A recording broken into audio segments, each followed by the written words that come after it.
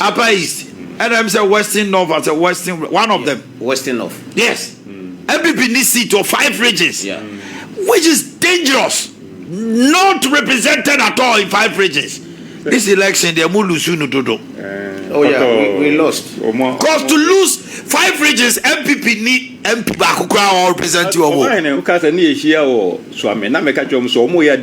Dangerous. No more Sa 2 region agenda and Ashanti region 75 or saying Kenya 75 Kenya biwo Kasa na se Tony Petrimwa. Na just a office Ashanti region other regions they here. But that performance not necessarily. In terms of presidential elections we have one constituency. One constituency. Yes, so irrespective of the number of regions we are talking about we know where your parliament yes. And for 5 regions not represented by a stronger party like NPP is bizarre. Voter region, there have been sequences where region only seat.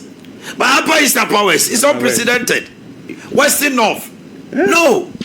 It means all right, I don't be any come D levy. Na we ade koda na dani pedua wo so mame ma akwaba emfa umbra Ghana nsem TV GH so wo frame adwoa searching ebusuafo anape ewo omanhene yaw edubuache ne political talk show a hosti ewo Sompa FM ade ache bia so na omanhene etrese Eya 2024 abatu na yetoye no ade ba akwa ne nwanwa pa some of the regions eya NPP party no entimi enya seat ba akokra wo mechere parliamentary seat o munye bi wo ho esokene pa na region ba akwa ne nwanwa pa Western North na omanyene kasa no meeting nsem omanyene ka no na mesre afenso esanso shock me because ma medwen ha wa Ghana for edwen when it comes to election and as a politics because they be America say Western North region bakwa matna ho yi aminim ho enye Western North nko Western region because first na Western region from Takrade to Elibo ehon keka ho takwa na de ni na baako His Excellency na Addo Akufo-Addo by no beti mo be no Western North Western region so when it Western region no matna ho minim ho yi pa ba Western North de minimum ho ankasa because me GSS na me call no na say Western North omo ntimi ama NPP seat ni bia enye me nwanwa because the kind of nkrofo mu go na the kind of adwe omo dwen no omo enya NPP enya seat ho I'm not surprised. Western North NDC stronghold se also se kontombra asankregwa enchi kobonso adene na awori no na sa sehwefo no eba no omo no mo NDC stronghold it is omo ato abana NPP enwini anya me nwanwa but personally there me ya opa His Excellency na Addo Akufo-Addo Western of 20 mi ambona baoso omo ntimi ambona baoso from entry to Dade so sa ekwan no just say the whole world me hu ekwan abodam since akwan ne da but na Addo bayi wakoyo from entry to Dade so inti awori nkura de se nka mo hwe niam na Addo beye na nka motumi eto aba ede ma NPP amayo na se mo man seat from Elibo to entry wa oni we sa kwan no so be catch them say private car afa so da from Elibo to entry and say from Elibo to Boenso it's about 1 or the effort say kwata cry 1 hour no we do but a kwan ni yentu betimi atwa be 6 hours e kwan a betimi do 1 hour do no betimi the 6 hours do because of a kwan ni yen endo free titi no mo muti we na me kra menya kokko school we ja so na e kwan ni nye insu to kra dey painful ewu because insu to akenko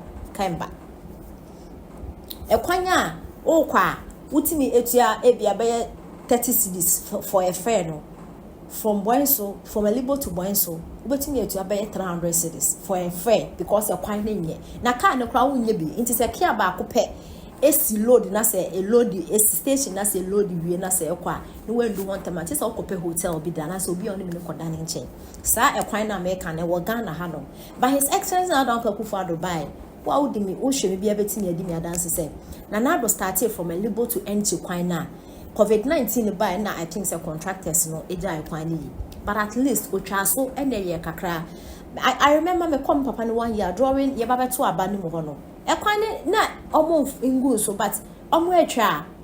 I think from Elibo to Boys to they're spending 45 minutes in Yedudu. And the contractors need giants in 2021 as I say. And to coin, sa coin the NPP ni. Inti me ni me enti Ghana phone fa development into aba. Na me yen this ni na de beto aba. Na mo enti na dade so na Elibo ho no na de ade no. Moko na enche ne boy de mo so mo de to abeti ai. Na sanka ye ka aduane anka mo ho na aduane ba those days. Western North enwa meat aduane Western North enda kwa de wa say. Nti ka mo de senka wo ka say dollar rate ni boy akoso nti aduane na ngo na moko ni boy senka mo de mo nka ho mo nkwan ye na mo beto aba mo beto aba ama aban papa no abaye mo nkwan ama mo no mo mpe me ndc ni mo Western North awon win so aman I quite remember time I no me go school on GSS na me starting go school aba me kwaso amma me wo kofo ne time NP otiso kacha mo say ono tie chi nti mo nto amema na afisi say no wa ba ni me kakra ne campaign oye na mo de to aba man. What is wrong with you? Na NPP sin me mo ado na mo sanso ba. Don't even try to develop Western North. Ohine babu amate Power FM ena ehia he eso ye NPP atem ohine babu amani krom ni constituency se hwe also ehọ na menya school. But unfortunately, you know, almost in those days, the whole year, Hundi and Kona Bible School was Central Region. Says you also. You say you quantum. I can't. Danny Hall prefect. They know your offense. Health Ministry. No constituency. Constituency ben our bodam since our constituency. Honorable something any. No constituency. Quite ben our bodam essence our constituency. No. I say she. I offense say I will win. A quite ben our bodam say I will win. Enso NPP ba mutu no say enyenye na me say dade so kwan na ya mizja we na nado akoye pa mo ntimi ahwanto aba ma NPP akoto aba ma this Western North ohene babu amasoroti radio so je NPP fo edi na nado atem edi NPP fo atem so mo adwenya adwuma nimdi ni bie ni NPP party ne so mo constituency one of the most useless kwan when it comes to roads Monday Street, won't be being your cry, Western North. It's when people buy in another, or be develop or be bringing. And so most sorry, Western North, or more one or politics in Mopan or DNPP at them. It's when people buy more develop more constituencies, Emma more constituencies in so most sorry, this in Kwan, Marco Tabam and this. Nine people for Yami, I don't know some mobile, Abema constituencies at the mobile, more develop your. Then people and this is one be one develop home develop and I won't see schools when you are quite when you be 1 year what they man we are